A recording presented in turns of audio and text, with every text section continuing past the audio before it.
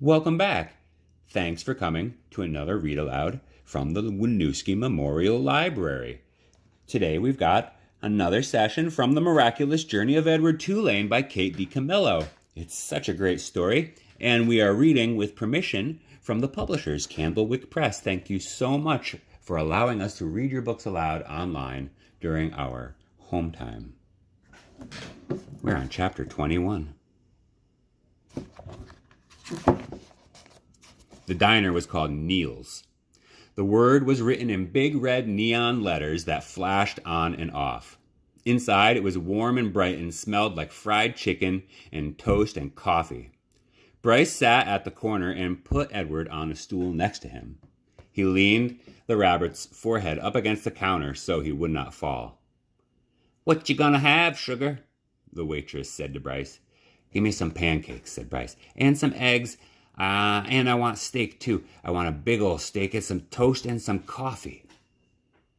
The waitress leaned forward and pulled at one of Edward's ears and then pushed him backward so that she could see his face. "This your rabbit?" she said to Bryce. "Yes'm. He's mine now. He belonged to my sister." Bryce wiped his nose with the back of his hand. "But we're in show business, me and him." "Is that right?" said the waitress. And she had a name tag on the front of her dress. Marlene, it said. She looked at Edward's face and then let go of his ear, and he fell forward so his head rested against the counter again. "Go ahead, Marlene," thought Edward. "Push me around. Do what you will. What does it matter? I am broken. Broken." The food came, and Bryce ate all of it without even looking up from his plate. "Well, you was hungry for sure," said Marlene, as she cleared away the plates. "I reckon show business is hard work." "Yes'm," said Bryce. Marlene tucked the check under the coffee cup. Bryce picked it up and looked at it, and then shook his head. "I ain't got enough," he said to Edward. "Ma'am," he said to Marlene when she came back and filled up his coffee, "I ain't got enough." "What, sugar?" "I ain't got enough money." She stopped pouring the coffee and looked at him. "You're going to have to talk to Neil about that." Neil, it turned out, was both the owner and the cook. He was a large, red-haired, red-faced man who came out of the kitchen holding a spatula in one hand. "You came in hungry, right?" he said to Bryce. "Yes, sir," said Bryce. He wiped his nose with the back of his hand.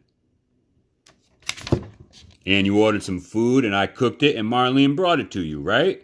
"I reckon," said Bryce. "You reckon," said Neil. He brought the spatula down on the countertop with a thwack. Bryce jumped. "Yes, sir. No, sir. I cooked it for you," said Neil. "Yes, sir," said Bryce. He picked Edward up off the stool and held him close. Everyone in the diner had stopped eating. They were all staring at the boy, and the rabbit, and Neil. Only Marlene looked away. "You ordered it. I cooked it. Marlene served it. You ate it. Now," said Neil, "I want my money." He tapped the spatula lightly on the counter. Bryce cleared his throat. "You ever seen a rabbit dance?" he said. "How's that?" said Neil. "You ever before in your life seen a rabbit dance?" Bryce set Edward on the floor and started pulling the strings attached to his feet, making him do a slow shuffle. He put his harmonica in his mouth and played a sad song that went along with the dance. Somebody laughed. Bryce took the harmonica out of his mouth and said, "He could dance some more if you want him to. He could dance to pay for what I ate." Neil stared at Bryce, and then, without warning, he reached down and grabbed hold of Edward. "This is what I think of dancing rabbits," said Neil. He swung Edward by the feet, swung him so that his head hit the edge of the counter hard. There was a loud crack. Bryce screamed. And the world, Edward's world, went black.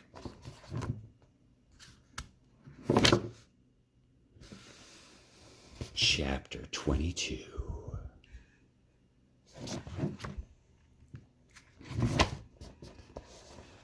It was dusk, and Edward was walking down the sidewalk. He was walking on his own. putting one foot in front of the other without any assistance from anybody. He was wearing a fine suit made of red silk. He walked down the sidewalk, and then he turned onto a path that led up to a house with lighted windows. I know this house, thought Edward. This is Abilene's house. I'm on Egypt Street. Lucy came running out the front door of the house, barking and jumping and wagging her tail. Down, girl, said a deep, gruff voice. Edward looked up, and there was Bull standing in the door. Hello, Malone, said Bull. Hello, good old Rabbit Pie. We've been waiting for you.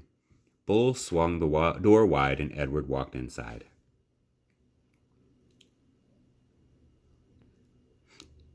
Abilene was in there, and Nellie, and Lawrence, and Bryce.